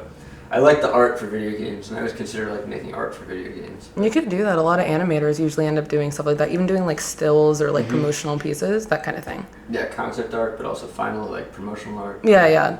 I don't know. I just I've always played games growing up, but like Crypt of the Necro Dancer, I really like Stardew Valley. I got really into Terraria when I was like unemployed for a bit, and that's it's like Minecraft, so it was a massive time sink, and I was like, I can't keep playing this, and Minecraft, stuff like that. Yeah, and so you have to be careful about what games you play, so you're not sinking too much time into them. Kind of. It's why I have to keep uninstalling The Sims from my computer, because that's I feel real bad when I sink time into that, because I'm like, oh, I'm just making a fake life. I should just go work on music. And so I go do that. Yeah. Your music is so good. You gotta make more music. I don't plan on stopping. I'm just gonna slow down a bit, just because again, this album is taking me a couple years to get together, and for my next project, I want to devote as much as my creative energy into that as possible. I like what you're saying about enjoying it. It is important to enjoy. It's so hard to enjoy life, I feel like, for me personally. Yeah. Or even what I do. It's very rare that I get a moment where I'm like, oh, I'm just going to enjoy things, you know? Yeah. But it's important to make the effort to try to enjoy something. It is effort, but when for music, for me, it's when I found something, I'm like, I'm going to stick with this, and it's still derived enjoyment for me, and yes, it's frustrating, and you could have a bad show, or like I said, a track doesn't work out, and these things happen, but I still find it to be enjoyable, because it's something that is me, without kind of the boundaries of worrying about money, or vague glance at the rest of the world kind of thing, and it's kind of just something that I make and I love, and it's something that I can do without really much outside influence, and so I still enjoy it. Yeah. Nice. That's great. Yeah, I thoroughly enjoy it. I'm gonna just keep saying it. I thoroughly enjoy music. Thanks. So insanely excited to listen to it. Yeah. I used to call this show, as you heard, Short, Bald, and Angry. I'm not very angry. Currently don't know. I was gonna ask, are you? Am I angry? Do you get angry at things? Are you an angry person? No. How do you deal with it? I don't really get angry. That's good. If I feel frustrated, I make music, or I go to sleep. So Are you making music about that, or are you making music to get away from that? both, Yeah.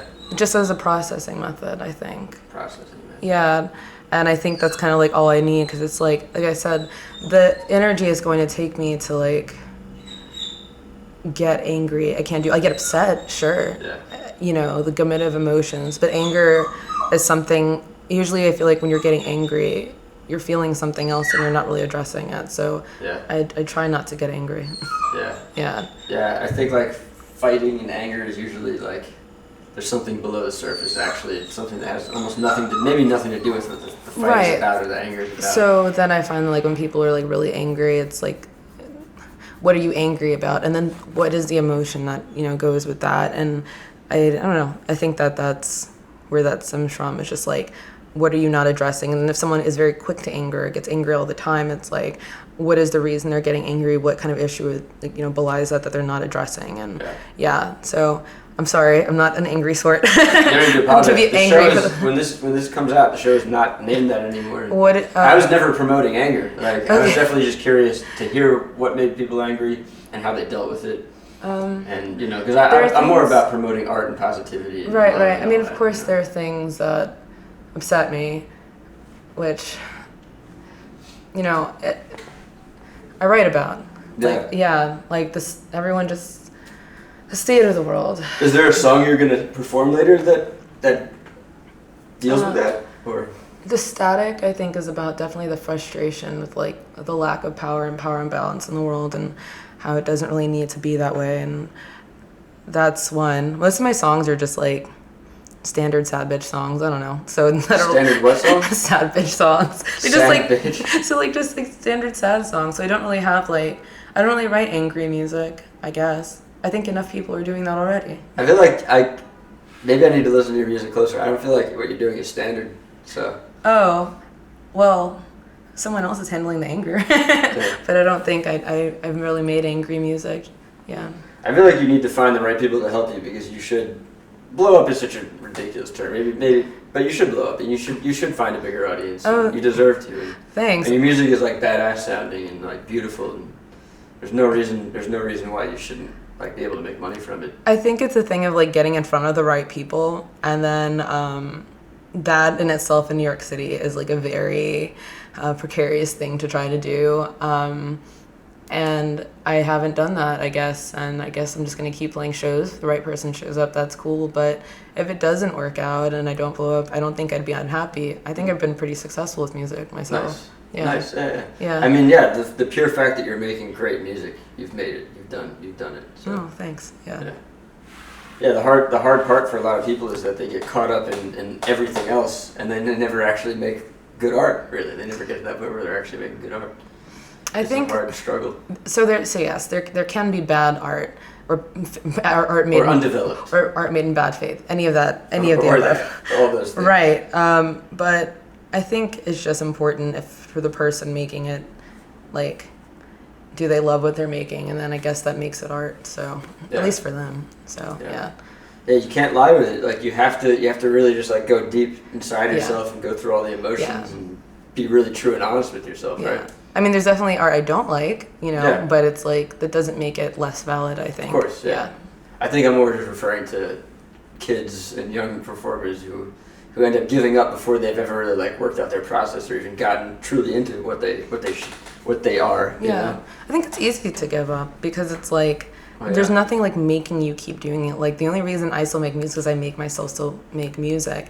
Again, I find the internet is a very like validating force in making any kind of artistic piece because it hits such a wide range of people that someone's bound to like it, and that is enough, I think, for some people to keep them going. So, and before that, there would have been nowhere for that artistic energy to go. Yeah, unless you got a record deal. Yeah, and that's this whole probably other thing, but I don't do that, so I don't know. You don't do what? I don't have a record deal, so like I don't really know anything about it. The light on your camera is red. Is that okay? No, we just lost the connection. It's fine. Okay. We're still recording the audio. Okay. Yeah, I don't need to worry about this. Or should I try real quick?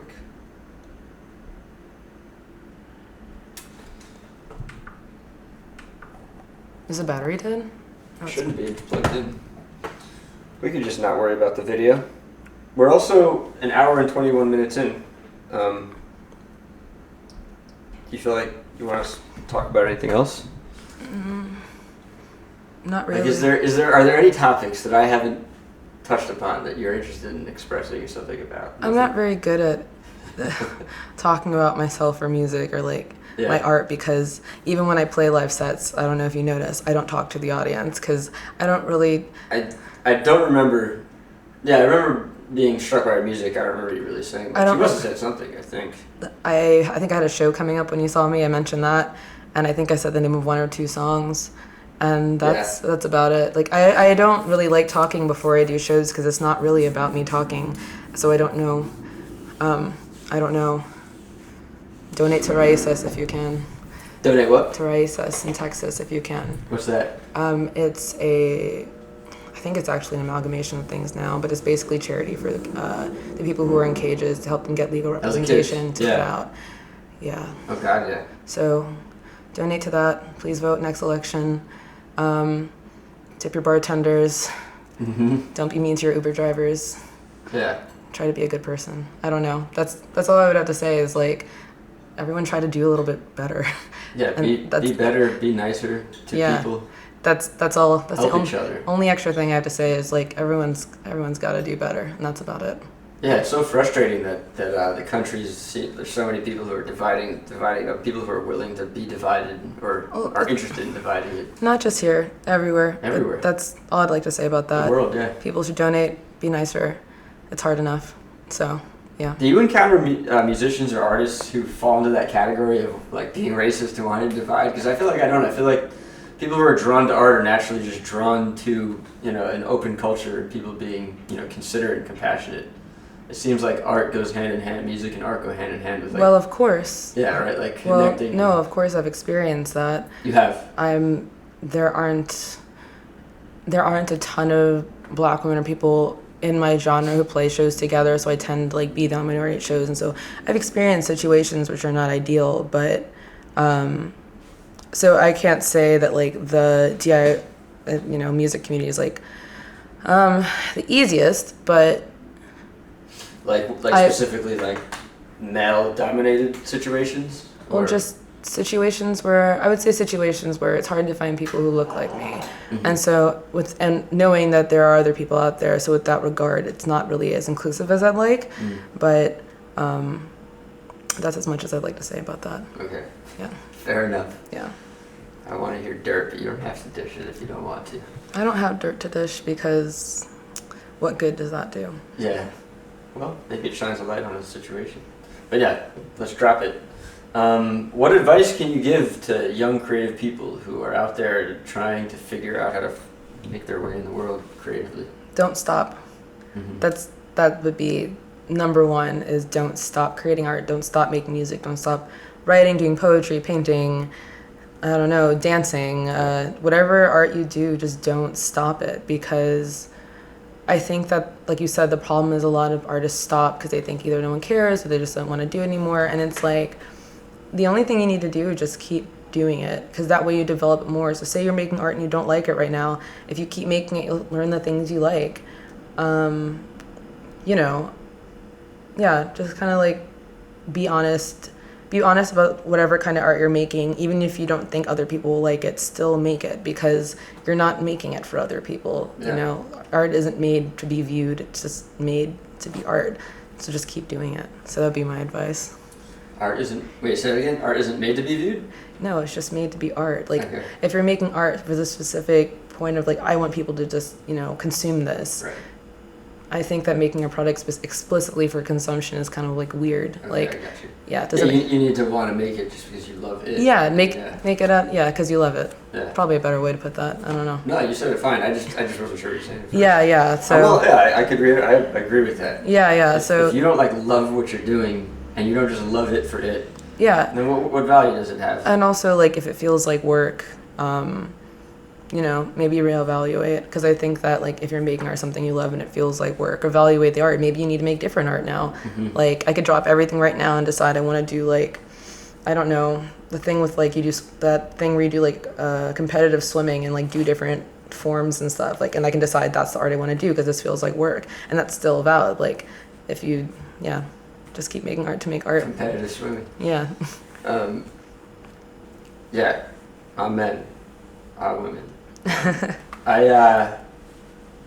Technically the music came first, but I just want to say, like, because I'm tempted to say something like, now you're about to hear, you're in for a treat. Yeah. But what you should do is you should go back and just listen to it again and watch it again. Because I talk about this on my show all the time. I've just been saying this for years.